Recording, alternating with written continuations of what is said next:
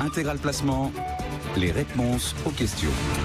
Cette première question d'actualité, de Claire. Claire entend que le PEA et l'épargne salariale ne seront finalement plus taxés aux taux historiques pour les investissements réalisés après le 1er janvier. Elle demande si ça va donc rendre le PEA et l'épargne salariale désormais moins intéressants. Alors, réponse pour Claire. Elle entend que ne seront plus. Non, pour l'instant, la loi n'a pas été votée. On est passé en première lecture cette nuit à l'Assemblée nationale. On doit passer au Sénat. Je dis très clairement, le texte actuellement tel qu'il est présenté revient à institutionnaliser la rétroactivité en matière de prélèvements sociaux. Donc on continue le combat. Nous, sur marchegagnant.com/pétition, on vient de lancer une pétition. Il faut que les sénateurs interviennent derrière et qu'on essaie de faire bouger les choses parce que ça pose de vrais problèmes de fond. Maintenant, on va répondre à Claire en nous mettant dans l'hypothèse où le texte est voté. On rappelle ce que propose ce texte. Les investissements à partir du 1er janvier seraient taxés au taux du moment où vous sortez, oui, et non plus au taux historique, donc vous n'avez aucune visibilité fiscale. Pareil pour ceux qui ont déjà investi au bout de 5 ans. Exactement. Et on va poursuivre un peu plus loin le raisonnement. Pareil pour les détenteurs de contrats d'assurance vie depuis plus de 8 ans.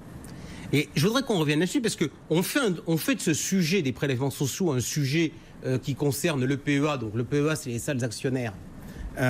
Donc on n'est pas prêt à se battre pour les salles actionnaires. On se dit, bon, s'il y a l'épargne salariale, c'est quand même les salariés, on est un peu plus prêt à se battre. Mais on oublie totalement ce qui s'est passé sur l'assurance vie. Or, à la base, le sujet, c'est l'assurance vie. C'est ça qui a tout déclenché. Et c'est ça qui a tout déclenché parce qu'en 2013, on change les règles. Le texte est attaqué au Conseil constitutionnel. Un certain nombre d'acteurs, à cette époque-là, se bougent.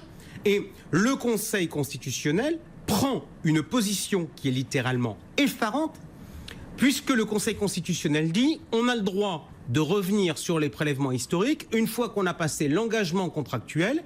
Et l'engagement contractuel, c'est 8 ans. Donc, à l'époque, par exemple, vous aviez l'affaire qui avait fait une pétition et qui avait essayé de faire bouger les choses.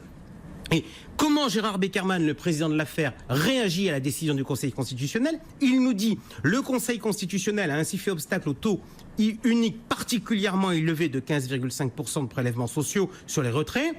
La réserve d'interprétation des sages que les sages ont formulée est excessivement intéressante.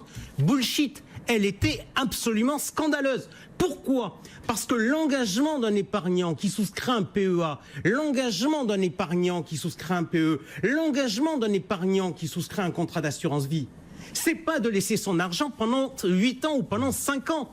C'est de laisser son argent pendant 5 ans ou pendant 8 ans minimum.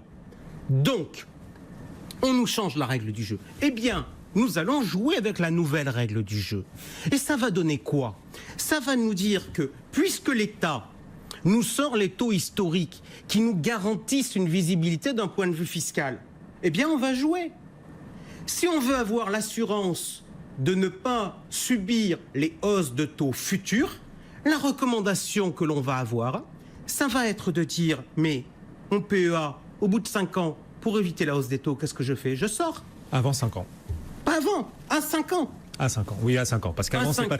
j'ai mon avantage fiscal, je, entre guillemets, cliquette ma fiscalité sociale en sortant, c'est-à-dire je paie mes prélèvements sociaux pour la période passée, et éventuellement, je réinvestis. Et ça, ce raisonnement-là, il est applicable pour le PEA, il est applicable pour le PE, il est applicable pour l'assurance vie au bout de 8 ans, parce que là aussi on n'en parle pas de l'assurance vie, mais les taux historiques ont été supprimés en assurance vie avec ce qu'a dit le Conseil constitutionnel fin 2013, ils ont été supprimés après 8 ans. Donc on va pouvoir faire ces opérations comme à l'époque. Et pourquoi pas? Et pourquoi pas, Jean-François? Et ça fera circuler l'argent. C'est peut-être le but du gouvernement, d'ailleurs. Mais c'est là où on est dans quelque chose qui est débile. Et je vais vous dire pourquoi. Parce que toute la logique de la flat tax, toute la logique du gouvernement, c'est que la fiscalité ne doit pas interférer dans les comportements des épargnants. Et en faisant ce texte, soit le gouvernement dit les gens n'y verront rien, etc., mais c'est quand même un peu être méprisant pour les gens qui essaient un peu d'éclairer les épargnants et de leur donner des conseils.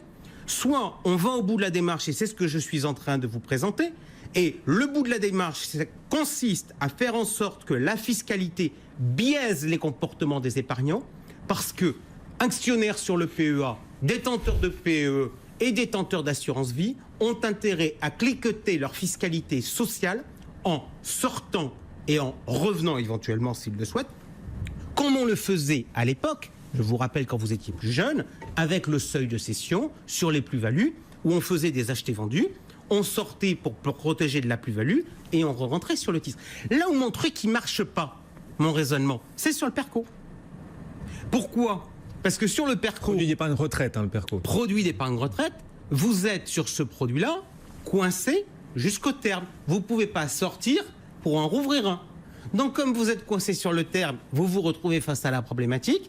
J'ai un placement sur lequel je ne connais pas la sauce fiscale à laquelle je serai mangé à la sortie. Nul doute qu'en pareille situation, ça ne va pas vous inciter à investir. Bref, autrement dit, sur le texte que l'on a, on a déjà des contournements qui existent, qui, entre guillemets, seront un peu problématiques pour les épargnants. Parce que je vais payer des frais quand je vais revendre, je vais repayer des frais quand je vais souscrire, je vais me recontraindre sur une nouvelle engagement. Donc ça crée des petits problèmes pour les épargnants. Mais là où ça crée de gros problèmes, c'est pour le système. Autrement dit, vous allez avoir tout un tas d'opérations qui vont rentrer dans le système, de gens qui vont vendre des titres alors qu'ils n'ont pas envie de les vendre. À cette occasion, ils vont peut-être pas pouvoir tout racheter. Imaginons, vous avez mis 150 000 euros sur votre PEA. 5 ans plus tard, vous êtes à 250 000 euros parce que ça a progressé. Bon, la nouvelle règle du PEA, on vous dira, vous n'avez pas le droit de reverser plus de 150 000 euros. Donc il y a 100 000 euros, vous serez bien obligé de les mettre ailleurs. Donc ça va nous amener à faire une gymnastique idiote. Donc arrêtons d'être idiots. Soyons sympas. Il y a un risque constitutionnel ou pas sur cet amendement si tout cela passe et voté par le Sénat également? Il y a toujours un risque et on peut de temps en temps aussi se poser la question sur ce que nous dit le Conseil constitutionnel. Là, il faut bien reconnaître qu'on a eu récemment une QPC, une question prioritaire de constitutionnalité qui a été posée sur un article d'assurance vie. Je ne sais pas si vous connaissez l'histoire, mais le problématique, c'est quand on retire de l'argent sur un contrat qui est soumis à la règle des 30 500 euros quand on a plus de 70 ans, on ne prend pas en compte les retraits. Donc, on les prend en compte pour les plus-values, on les prend en compte d'ailleurs dans le texte fiscal sur les 150 000, et on ne le prenait pas en compte. Le Conseil constitutionnel nous a sorti un argument totalement alambiqué pour nous dire que le gouvernement avait raison. Donc, Conseil constitutionnel peut-être, mais je préférais qu'on retire le texte. Bon, on va suivre tout ça, bien sûr, faire vivre ce feuilleton dont les épargnants pourraient se passer. On est bien d'accord sur le livret A, le PEA et l'épargne salariale, donc qui pourrait voir les taux historiques disparaître au bout de 5 ans pour ceux existants déjà, et puis à partir du 1er janvier pour les versements qui seraient réalisés à partir du 1er janvier prochain. On vous tient bien sûr informés, à vous tous qui nous écoutez et regardez chaque jour.